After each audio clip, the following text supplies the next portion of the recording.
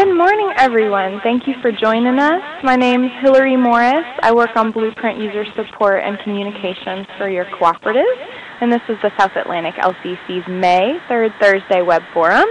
I know most of you all are familiar with the overall format of these calls, but in case anyone's joining us for the first time, this is a monthly event that your cooperative hosts featuring a key presenter discussing current and ongoing work throughout the cooperative. So obviously, as the name implies, it's held every third Thursday of the month at 10 a.m., and it gives everyone a chance to ask questions and provide input to help guide the conservation future of the South Atlantic. So every forum has basically the same agenda. First, I'll introduce our presenter, who will give their presentation, and after that, there'll be a block of time to ask questions about the presentation.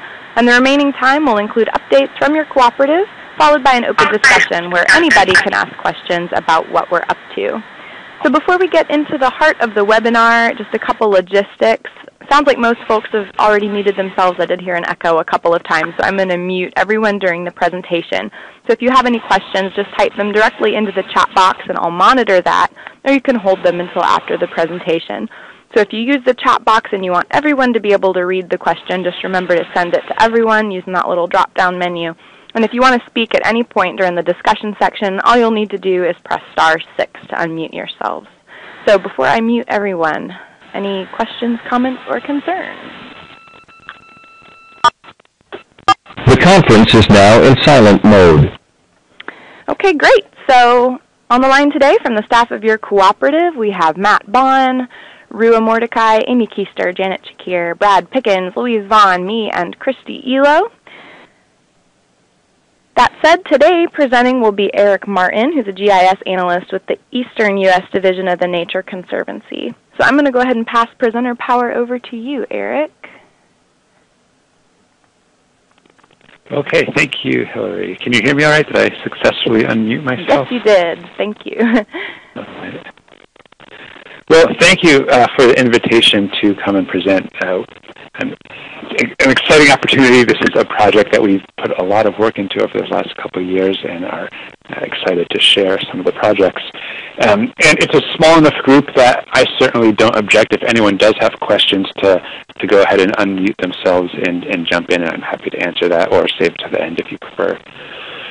So I suspect I'm preaching to the choir here when I say that fish and other aquatic organisms need to be able to move through freshwater riverine habitats, whether it's the Anadromous fish or Anadromous fish going to spawning grounds, or resident fish seeking thermal refuges, or populations needing to for genetic exchange over time. These animals need to move, and dams limit their ability to do that.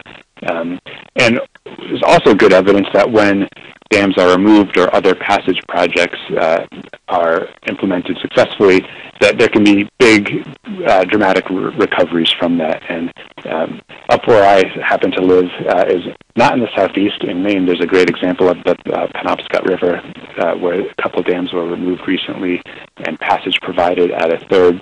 And the river herring runs have just rebounded incredibly into the millions in a very short time. So there's lots of examples of that. And it also probably wouldn't surprise anyone to hear me say that resources are scarce, and the money to do these kinds of dam removals or other fish passage projects is very limited. So my involvement in this kind of work really started back in 2009 when the Northeast Association of Fish and Wildlife Agencies gave the Nature Conservancy a grant to do what we ended up calling the Northeast Aquatic Connectivity Study, which was an assessment of dams from Maine to Virginia.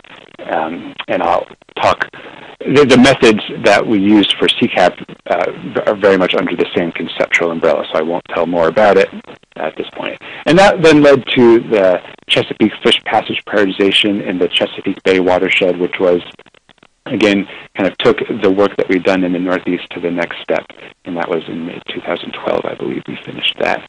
And right about the same time, maybe even a little earlier, the Southeast Aquatic Habitat Plan came out in the Southeast, and there's a specific objective to a target to restore fish access to southeastern waters by effectively removing barriers to fish passage. So the same kind of thinking was happening in the Southeast.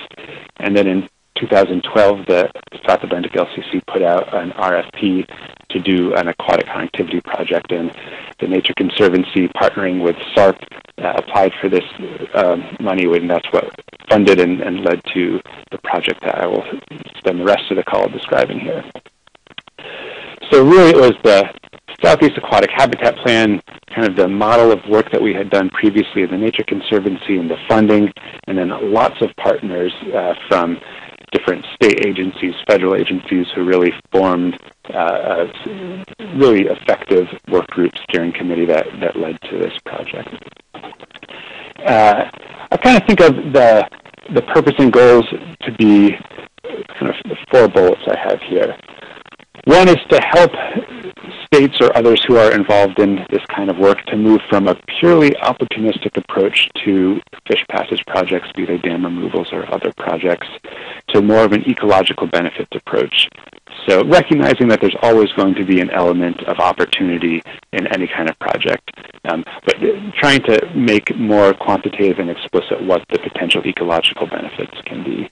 And to do that, we developed a database of dams and compiled data from many different sources and developed some of our own data using other publicly available sources, and calculated a whole suite of ecologically relevant metrics about each of those dams, and then use that to produce a tiered list of those dams based on their potential benefit if you were to remove them or improve passage, and also develop a tool that lets users change that tiered list around. So based on the given objectives of a user in a specific watershed or looking at a specific species, to re-rank and reprioritize those dams.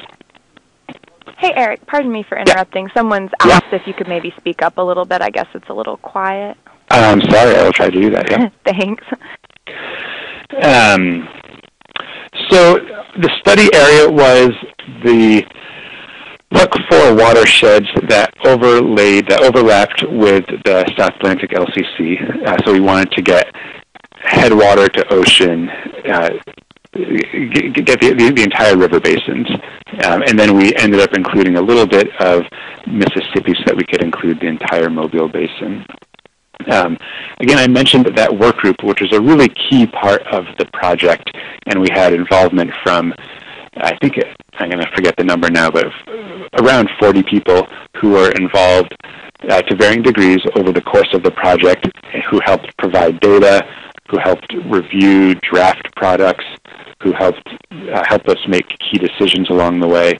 I mean, really critical to the project. There's too many people to name here, but I want to acknowledge the importance of that group. And the projects, all of the products of the project wrapped up in December 31st and are available, and I will show how you can get those later.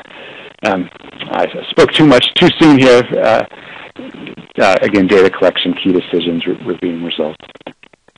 So I'm going to go through what the methods are, and this was largely a GIS analysis. So all of these, the data that we collected and the metrics that we used, that we developed to describe the dams, were data that were available through a GIS, synthesizing the data with other data sets. And so I'm call it out specifically to say that any kind of information that would need to be gathered through a site visit we didn't use because there's so little information, so little consistent information on dams across such a large region. So again, conceptually, the idea was to, for every dam, calculate what I call ecologically relevant metrics. And that can be a lot of different things. Up in the upper left corner there, there's 15 connected river miles upstream. So that is your classic, if I was to remove this dam, how many miles of habitat would I open up? And then you can look at, well, what's the quality of that habitat? And you can measure that different ways. So you could look at, in the green at the bottom there, what's the percent impervious surface in the watershed? What's the natural or the forested land cover in that watershed? And then, well, that scenario that I just described there is geared more towards anadromous fish, where you're thinking about upstream habitat. What if we really care about brook trout or some other resident species? And then you might look at, is there healthy brook trout populations using Eastern Brook Trout Joint Venture data, or what's the density of road stream crossings in the watershed to get at fragmentation from road crossings. So there's lots of different metrics that can be calculated, and this was one of those key decisions that we got a lot of input from our work group on, is what's that suite of metrics that we want to calculate by which we can then assess all of these dams. Before we got to that step, though, there's a lot of work preparing all of the input data, particularly the dam data, and Kat Henke at SARP did a lot of the legwork on this. And the key here to this slide is the circular nature of it. So for any given data source, we would reach out, ask either a state biologist, contact through our work group for their state dam data. We would process that, merge it with the other data, look for duplicates, review that internally, send that back out to our partners for review. We had a nice web platform, so our work group could actually edit data if they were so inclined. We'd incorporate those edits, and we went through that process a couple of times, trying to get the data in the best shape possible, recognizing that there's a lot of data and it's not error-free, but we put a lot of effort to get it as error-free as possible. So in the end, we had about 17,000 dams. That's a snapshot of just what those dams look like at points throughout the landscape. Again, from state databases, the National Inventory of Dams, GIS those are named features on topo maps. So you can get a database of points that are dams out of that. And then we, in GIS speak, snapped them to the medium resolution NHD+. So that is, when you receive a dam database from one of these sources, it's rarely, if ever, actually aligned with the river line in a GIS. So this is a process of moving that dam onto the river line in GIS, which of course then has the potential to introduce error, because if that's a little farm pond next to a main stem river, we actually don't want it to move over. So we have then a process of flagging dams for potential errors and reviewing those. And we also, again, posted that for workgroup review. So again, this is just more depth on the effort to get the data in good shape. We also included natural barriers, waterfalls, where we had that data. Not that anyone would be removing a waterfall or trying to pass it, but that when you're calculating a metric for a dam below that waterfall, it's important to know that actually removing this dam might not open up 15 miles of habitat because there's a waterfall 3 miles above it. And we got that data again from that GNIS database. Daniel Weifrich, who was on the work group, provided some waterfall data that he had collected, and went through the same process of aligning that to the same river network in GIS. Anadromous fish data. We included 8 species that are listed there, and went also simply presence-absence data, and went through the process of, from the source data, aligning that to the same network, the same river network in GIS. So we're bringing all of these different data sources and aligning them to the same river network. And then whatever other data was relevant to get to those metrics. So land cover data from the National Land Cover Database, Eastern Brook Trout Joint Venture data. We had other resident fish species from the NARIS database and the USGS Bison database, roads and railroads, other rare species from Nature Serve. So again, there's a whole bunch of stuff, all suggested by our work group or our core SARP TNC team to get to those metrics that we wanted to calculate. And then we, in GIS, crunch all that up and get to the point where we have a table where every row of that table is a dam and every column is some descriptive metric about that dam based on all of those data sets that I was just describing. That's what it might look like. So now we've got all of this data calculated to dams. So here I've got those same 17,000 dams colored by upstream functional network length is, again, that classic, how many miles would I open up if I was to remove this dam? How many upstream miles? So in this case, the warmer colors would open up more habitat more river miles than the cooler colors. And then the same 17,000 dams, and you can look at what's the percent forested land cover in their watershed.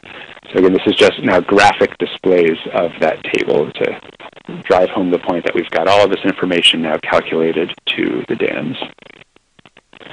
So then if you're looking to do a passage project or a dam removal, you'd want to remove the dams. So the best, quote unquote, that would have the most ecological benefit would be have the longest network, so it would open up the most habitat, and they'd be really good quality habitat, so there'd be no impervious surface and 100% forested land cover.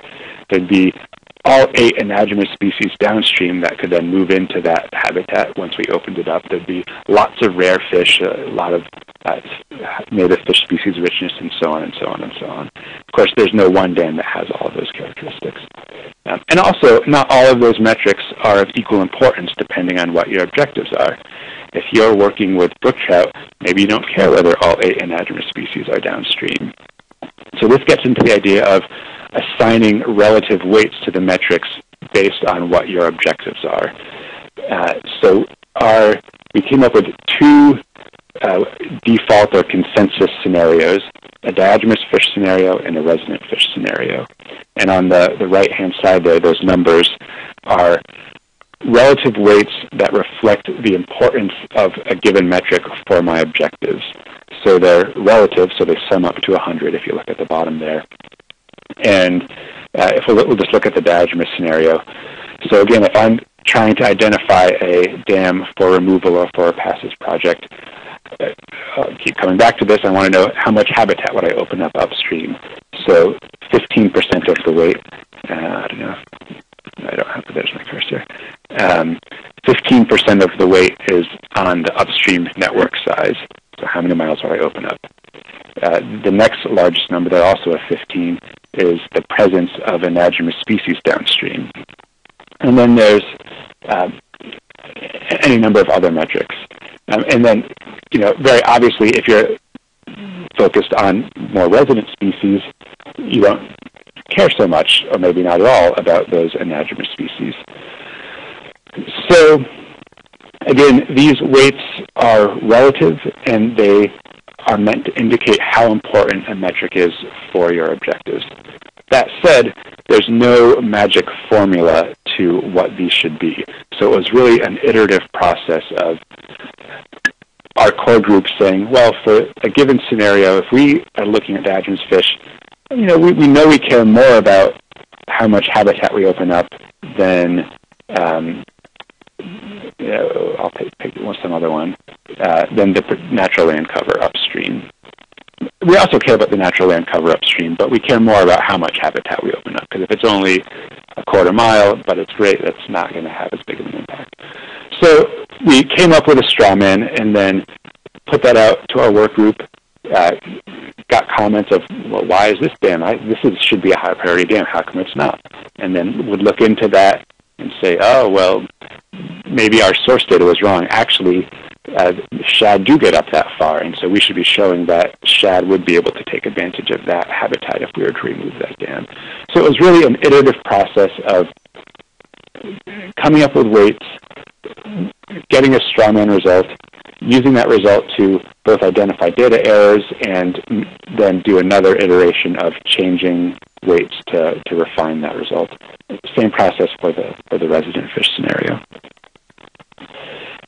So in the end, that through a very simple process of weighted ranks that uses addition and multiplication, combine those to get a result which is a sequential order of the number 1 dam down to the number 17,000 dam.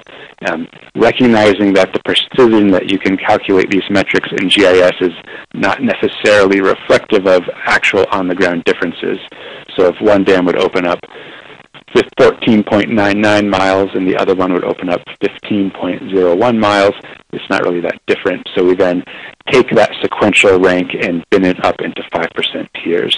So we've got our 20 tiers here. Again, the warm colors, the reds, are those that would be, in this case, for anadromous fish, higher priorities if you were to, give you more benefit for anadromous fish if you were to remove them or do another passage project. And then here's the result for the resident scenario, which those boundaries, we stratified that by those fish regions that, again, that our work group helped us come up with, so that those are actually run separately and then stitched back together. I always say this is the most important slide in the presentation.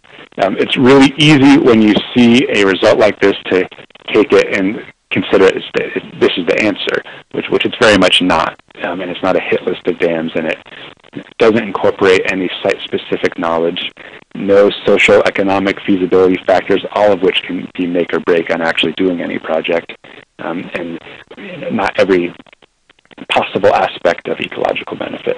So it's really meant to be a screening level tool that uses the best available data to help make these planning decisions or move towards action. So how can we use this now that we've got it? So I kind of think of it as several ways. So on the reactive side, if there's an opportunity arises, is it an ecologically worthwhile investment? And Serena McLean, who works with American Rivers out of DC, was involved in the Chesapeake project that I worked on. And she's used the tool when she has watershed groups come to her asking for funding. She can look at the results and say, that came out as a Tier 2 dam. And now she won't base her decision solely on that, but that can help give her some context and understanding of the potential benefit of doing that project. On the other side, proactively, you can use that to actually start to refine it. So take the results and work towards an actionable list of projects. So in Maryland, Jim Thompson, who's their fish passage coordinator, has taken the Chesapeake results and taken, I forget if you looked at the top 4 tiers, and has started going out and visiting them and trying to gather some of that field data and the feasibility and the social information, layering that on, which we just couldn't get at in the regional analysis, and start to get to projects that he can then work on and make a decision if he wants to pursue those. And then there's any number of other potential uses. Communication to dam owners. If you're working on a project, it can be a useful piece of information to be able to convince a reluctant dam owner that the dam that they have could have this, to show them the possible benefit from doing a removal or a passage project. It's been used for watershed level planning in the Northeast, grant writing and fundraising in the Connecticut River Basin, the Nature Conservancy's work. So there's a lot of potential uses. One of those, I'll talk about it here, that we've been talking a lot about at the Nature Conservancy with my colleagues, is how we can tie this tool and these results into mitigation funding. In Pennsylvania, Ben Larson, who is there, he's the fish passage coordinator with Fish and Boat Commission. That commission is getting funding through mitigation money from road projects, and they're using the Chesapeake tool to tie that money to identify not just dam removals, but dam removals, and they also have other stream restoration work. But using the tool to identify potential projects that mitigation money can fund. So next steps, we're working on. We have a little bit more time to work on outreach and communication, and that has included. We did a workshop at the Southern Division of AFS to orient people to the results and get people working with the tool. SARP and American Rivers are hosting a workshop in October in Atlanta. With the Nature Conservancy, we're working with our GR staff to get them familiar with the products so that they can use it in their work at the state and federal levels. And I mentioned mitigation. So I'm actually going to go back up. I thought I had another slide I wanted to show, but it didn't come up. I suppose I didn't get it. How am I doing on time, Hilly? Do I have another minute to? Oh, definitely. Yeah, you got lots of time. Okay. So I thought I had put together a slide that included some screenshots of the tool, but I'm not seeing that, so I'm going to go. How can I share my browser? You'll want to go back out of sharing your application, and I think just share your whole desktop. Okay. There you go. Okay. Yep. So the results of the project are all available via a web map, and it's maps.tnc.org/SEACAP. And when you get to the website, there is a link right up front to get to the report, so you can download the report and get much more background on the project. And then by default, you've got, again, our 17,000 dams. The consensus diatomous scenario is turned on, but we've also got the resident scenario, and then the diatomous fish data and some other of the related data sets. And you can search for a dam. So if there's a particular dam you're interested in, you can go in and identify that and zoom to it. And then there's some other functionality that you commonly see in web maps. You can draw on it, sketch something, and then save that to a PDF. You can actually download the data, so if you're interested in accessing the data for use in your GIS, you can do that through here. And then there's this custom analysis tool, which I alluded to. If you are interested in just a specific species or just one of the states or one of the watersheds, you can run an analysis that does that.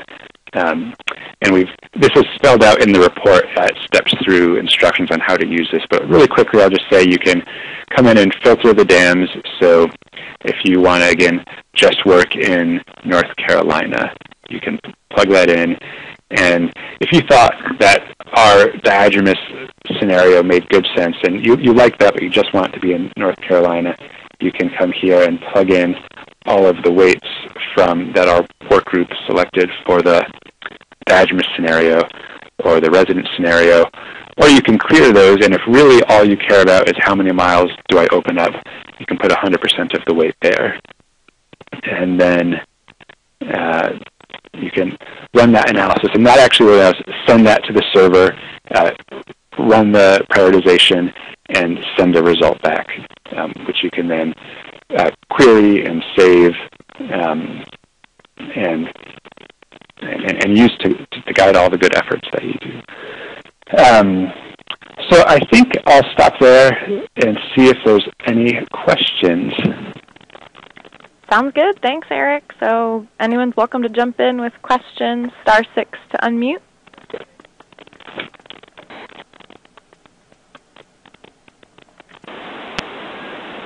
Hi, everybody. This is Cindy Bone. I have a question.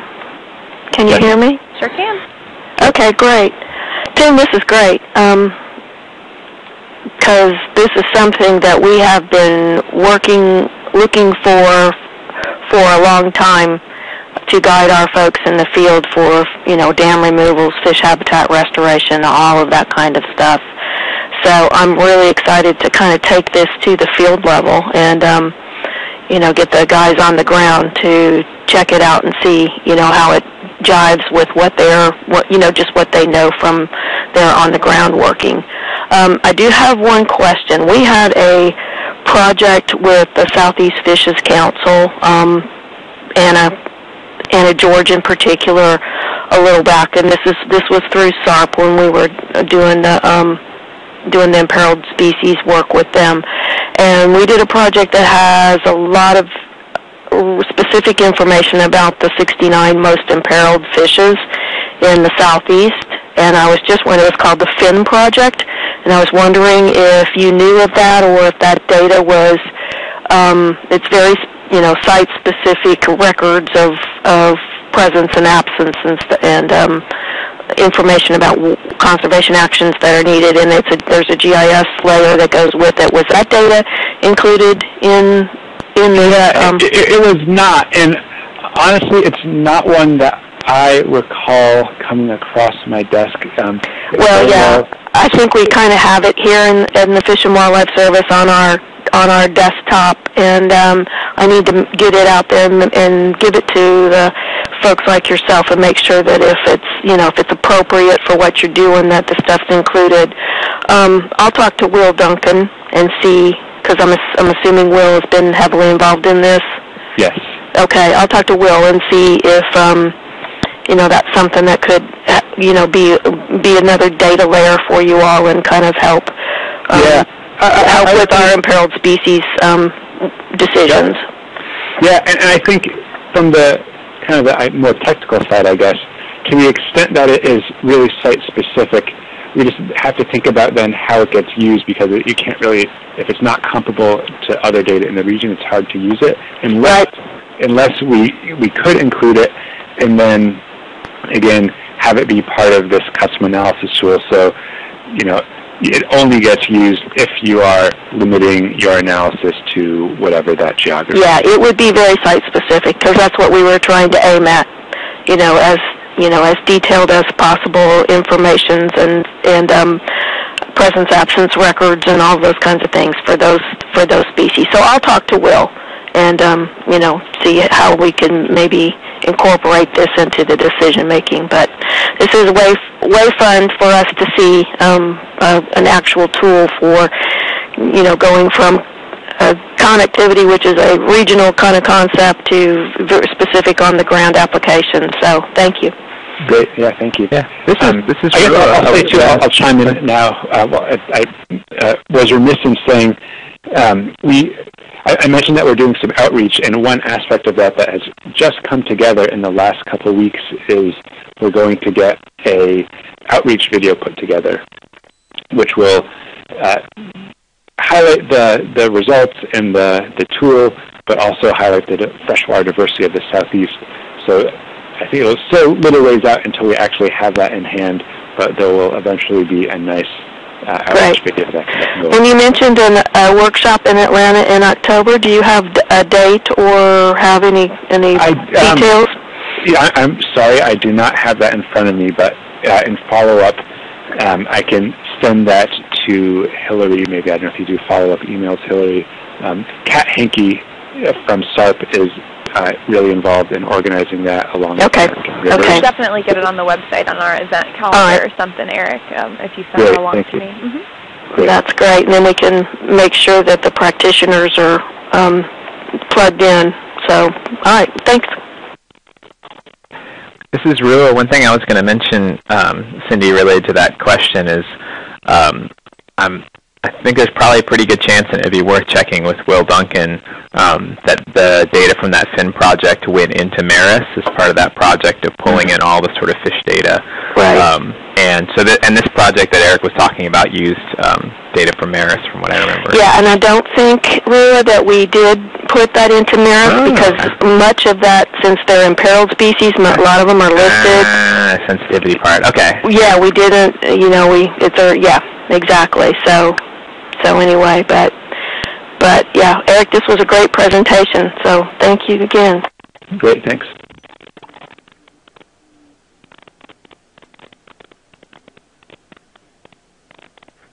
Great questions. Anyone else want to jump in? We've got lots of time.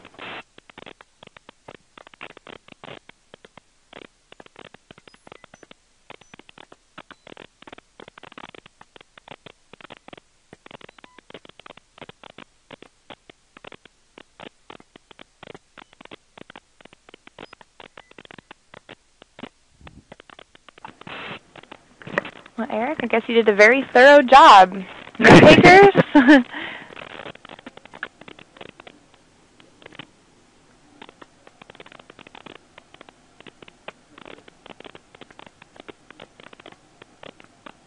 All right, well, hearing none, I guess we'll keep moving. So thanks again, Eric, for that great presentation. I'm going to take back the presenter power here.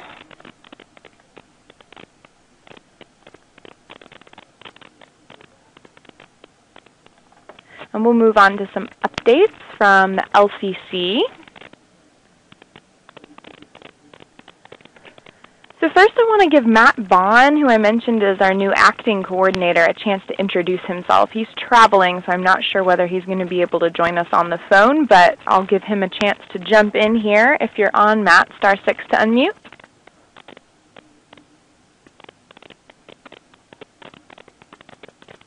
All right, sounds like he wasn't able to join us. But Matt comes to us from the Klamath Basin on the Oregon and California border, where he works on contentious water issues as a public affairs officer with the U.S. Fish and Wildlife Service. So he's joined the South Atlantic LCC on a 60-day detail as part of a leadership development program, and I know he's excited to continue being part of your cooperative for the next 6 weeks or so. If you want to get to know Matt a little better, he has a great introductory blog post in the May newsletter, and I know he's really interested in talking to people and getting caught up on all the great work that's going on in the Southeast, so I'd encourage you to drop him a line. And secondly, a draft of Blueprint 2.0 has been released. Yay! So that's online. Rua, did you want to say anything about this? So yeah, it's been online for a few weeks now. The deadline's coming up in a few days for comments. We've already made a few tweaks based on some comments. We've added another class, which is kind of a medium priority class that the steering committee is going to be looking at as well. That was in response to a few of the areas, and particularly on the aquatic side. So if you're looking at some of the areas, especially on the northern side of the LCC, on some sort of key from an aquatic endemic perspective, some of those watersheds that weren't coming up in these criteria, in these particular tiers in the current blueprint, we've made some improvements based on that, looking at a few things that should have been included. So yeah, so it's great. We've been getting some more feedback, some continued improvement. So expect to see some improvements even from this version. So if you hadn't had a chance to look at it, we're not just putting it out for feedback to just for fun. So we'll fix stuff that we can before the steering committee sees it. Otherwise, you'll also notice in the blueprint there's a series of known issues. We've got at least 2 more to add.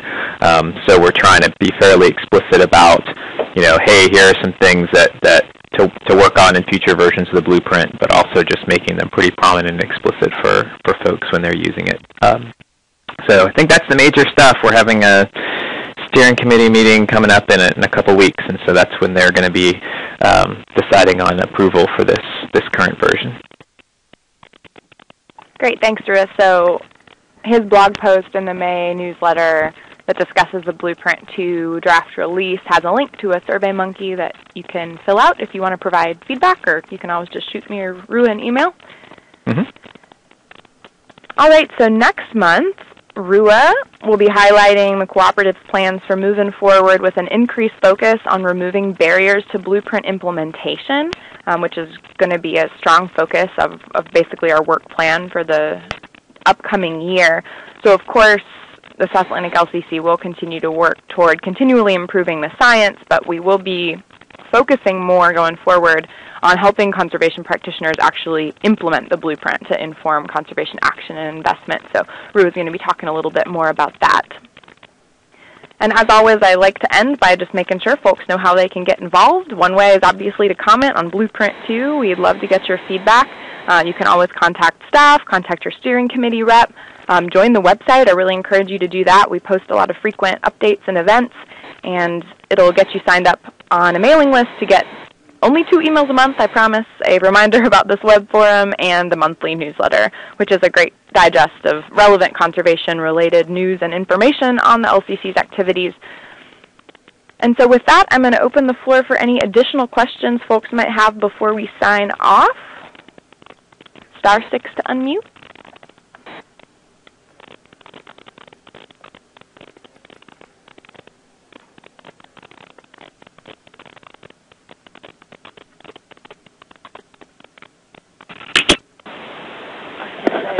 All right, hearing none, it's just only 10:42, so we're wrapping up a little early this month, but that's it from the staff of your cooperative. So thanks again, Erik, for presenting, and so glad you all could join us.